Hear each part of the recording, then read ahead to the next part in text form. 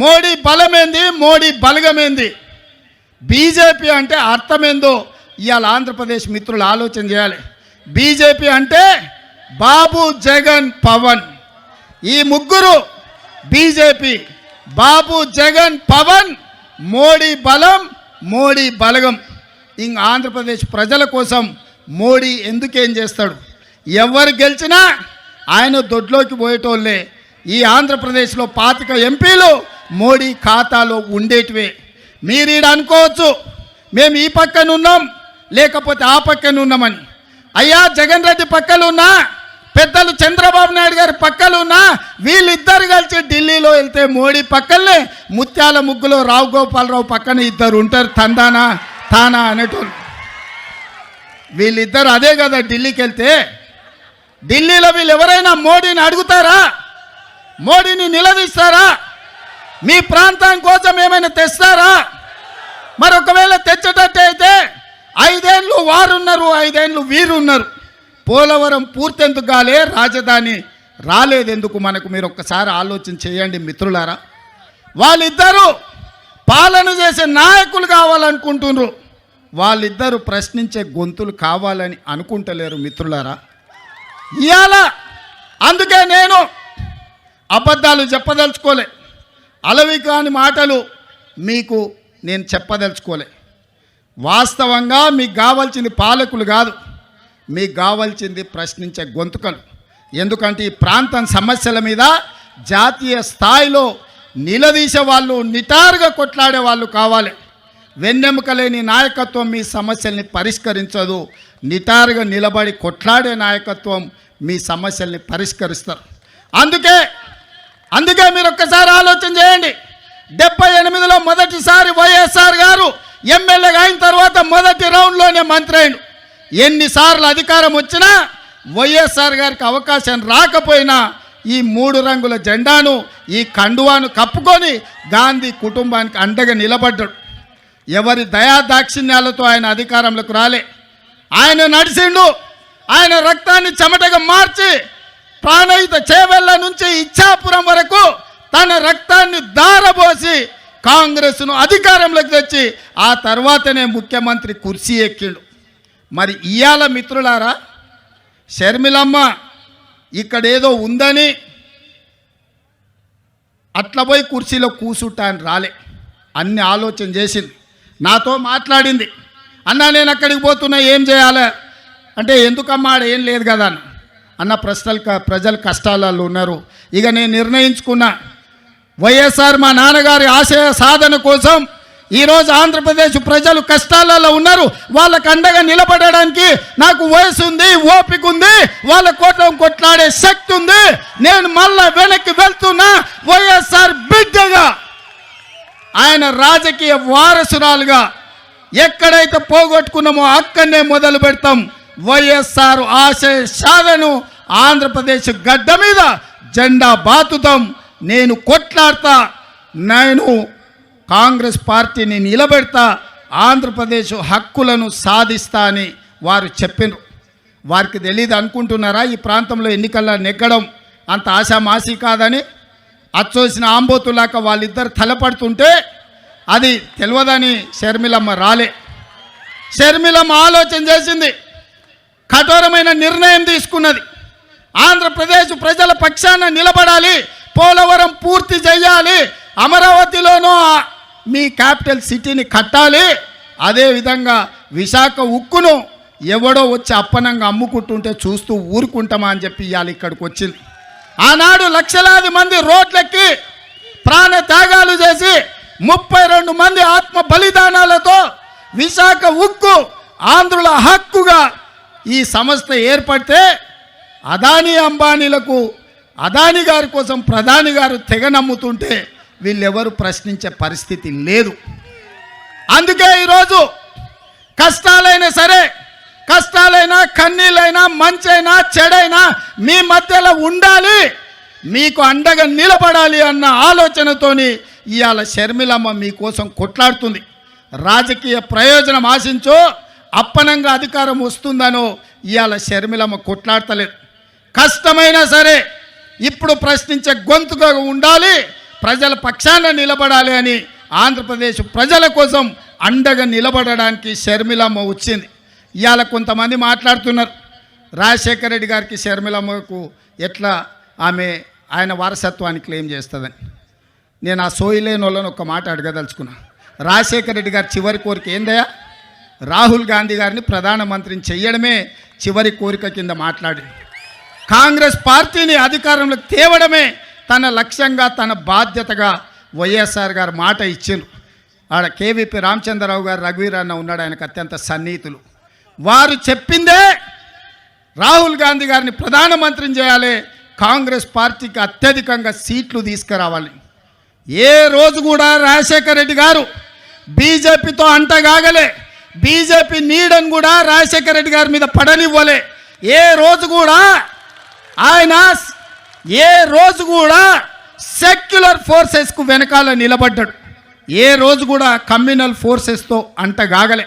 అధికారం ఉన్నా అధికారం లేకపోయినా, కేసులు పెట్టినా, జైల్లో పెట్టే పరిస్థితి వచ్చినా, ఒక ప్రజాస్వామికవాదిగా, ఒక సెక్యులర్ నాయకుడిగా వైఎస్ఆర్ నిలబడ్డాడు. మరి వైఎస్ఆర్ వారసులమని చెప్పుకునేటోళ్ళు ఇవాళ ఎవరి పక్కన నిలబడ్డారు, ఎవరి ఆశయం కోసం కొట్లాడుతున్నారని నేను అడుగుతున్నా. ఇదేనా వైఎస్ఆర్ వారసుడిగా మీరు చేసేది? మోడీకి అండగా నిలబడి సెక్యులర్ ఉన్న ఈ రాష్ట్రాన్ని ఒక కమ్యూనల్ చేతిలో పెట్టదలుచుకున్నారా? షర్మిలమ్మ అడిగినట్టుగా మణిపూర్లో లక్షలాది మంది నిరాశ్రయులై వేలాది మందిని చంపుతుంటే మోడీ ప్రభుత్వం ముష్కరులకు అండగా నిలబడితే ఒక్కసారైనా మీరు ప్రశ్నించినరా నేను అడుగుతున్నా. గోద్రాలో సంఘటనలు జరుగుతుంటే మోడీని ఆ రోజు వైఎస్ఆర్ గారు అడిగినరు, కడిగినరు. మరి ఆయన వారసులైతే మణిపూర్లో జరిగిన అరాచకం మీద మాట్లాడాలి కదా, ఎందుకు మాట్లాడలేదు మిత్రులారా? మీరా వైఎస్ఆర్ వారసులు?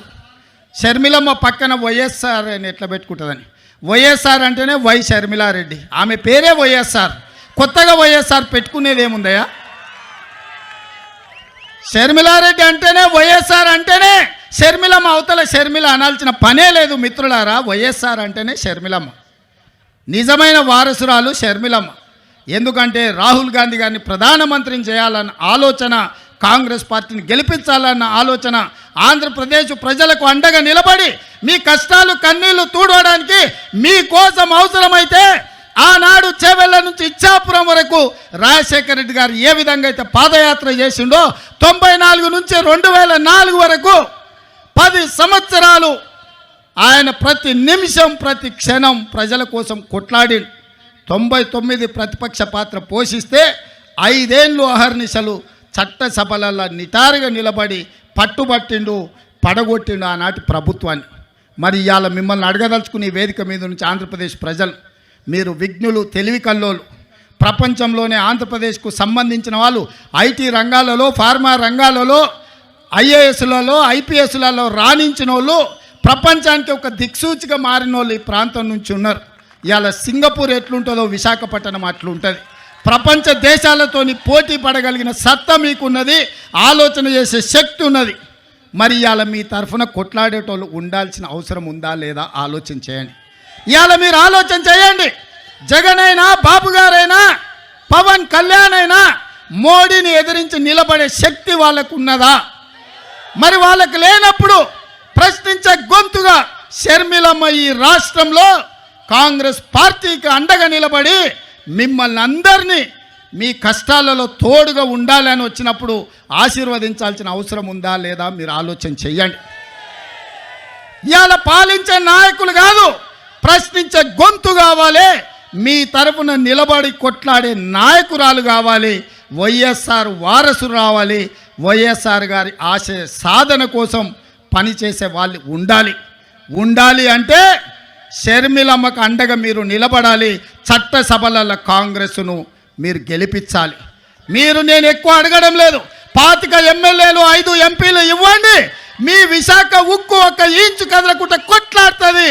నిటారుగా నిలబడి ఎవరినైనా చొక్కబట్టి మీ హక్కుల కోసం షర్మిలమ్మ ప్రశ్నిస్తుంది.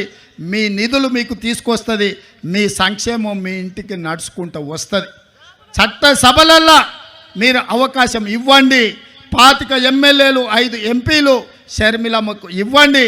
ఎట్లా మీ సమస్యలు పరిష్కారం కావో, ఎట్లా మీ రాజధాని నిర్మాణం కాదో, ఎట్లా పోలవరం పూర్తి కాదో, ఎట్లా ఎవడన్నా వచ్చి విశాఖ ఉక్కును ఎట్లా కొల్లగొడతారో షర్మిలమ్మ చూసుకుంటుంది, కంచేసి కాపాడుకుంటుందని చెప్పి నేను సంపూర్ణంగా విశ్వసిస్తున్నా. ఇవాళ నిజమైన వైఎస్ఆర్ అభిమానులకు, కాంగ్రెస్ పార్టీ కార్యకర్తలకు, ఆంధ్రప్రదేశ్లో అనాథగా ఆలోచన చేస్తున్న ఇక్కడి యువకులకు ఈరోజు నిర్ణయం తీసుకోవాలి. మీరు అనుకోవచ్చు రెండు వైపులా ఉద్దండులాగా ఉన్నారు, మనతోని ఏడవుతుందని. నేను ఒక్క మాట గుర్తు చేయదలుచుకున్నా. తెలంగాణలో కూడా గట్లే ఉండే, ఓ పక్కన మోడీ, ఇంకో పక్కన కేడీ. ఉప ఎన్నికలలో 3200 ఓట్లు వచ్చినాయి మాకు.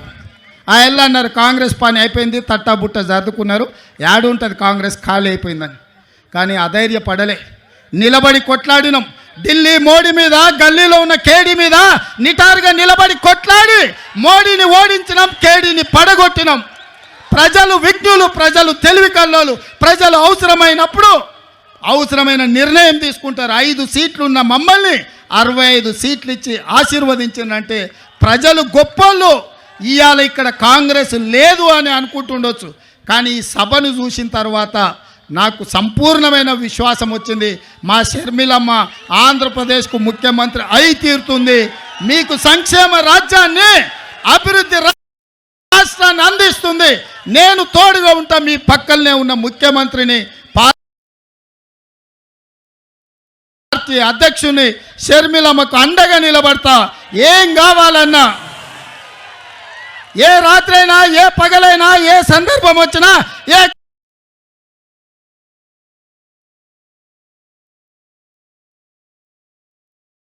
కష్టం వచ్చినా నేను అండగా నిలబడతా.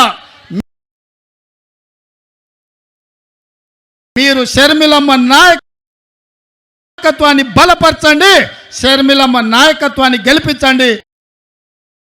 షర్మిలమ్మ ఆంధ్రప్రదేశ్ ముఖ్యమంత్రుల కూర్చునే వరకు తోడుగా నిలబడతా. నేను రెడీగా ఉన్నా తోడుగా ఉండడానికి. మీరు సిద్ధమా? సిద్ధమా? మీరు సిద్ధమా? సై సై సై సై సై సై అనేటోళ్ళ అందరు సై పైకెత్తండి. జై కాంగ్రెస్, జై జై కాంగ్రెస్. ధన్యవాదాలు మిత్రులారా. మీరు గుండెల్లో పెట్టి చూసుకున్నందుకు, ఇంత పెద్ద ఎత్తున తరలొచ్చి, నాకు ఆలస్యమైన విమానాశ్రయం నుంచి సరాసరి మీ దగ్గరకు వచ్చిన, ఇంత ఓపికగా నిలబడి షర్మిలమ్మకు అండగా ఉండి, కేవీపీ రామచంద్రరావు గారు, రగన్న వాళ్ళ అనుభవాన్ని అంతా రంగరించి పల్లం రాజు గారు షర్మిలమ్మను బలపరుస్తూ చేయి పట్టుకొని నడిపిస్తారన్న సంపూర్ణమైన విశ్వాసం మా మిత్రుడు రుద్రరాజు తన వ్యూహాన్ని, తన ఆలోచనను పెట్టుబడిగా పెట్టి కమ్యూనిస్టు సోదరులను కలుపుకొని ఆంధ్రప్రదేశ్ రాబోయే ఎన్నికల్లో ఒక మంచి ఫలితాలను తీసుకొస్తారని నమ్ముతున్న, ఎన్నికల్లో కూడా మళ్ళీ తప్పకుండా వస్తా, మీకు అండగా నిలబడతా అని తెలియజేస్తూ మీ అందరి దగ్గర సెలవు తీసుకుంటున్న మిత్రులారా, జై కాంగ్రెస్. ఇప్పుడు ఆపరేషన్ లేకుండానే మోకాళ్లకు ప్లాస్మా ట్రీట్మెంట్, మీ ఆర్థోపెటిక్ సమస్యలన్నిటికీ రోబోటిక్ టెక్నాలజీ ద్వారా తక్కువ ఖర్చుతో శాశ్వత పరిష్కారం, ఫ్రీ కన్సల్టేషన్, ప్రతి ట్రీట్మెంట్ పై 20% డిస్కౌంట్. ఈ ఆఫర్ కొద్ది రోజులు మాత్రమే, త్వరపడండి. V9 hospitals 9281465842.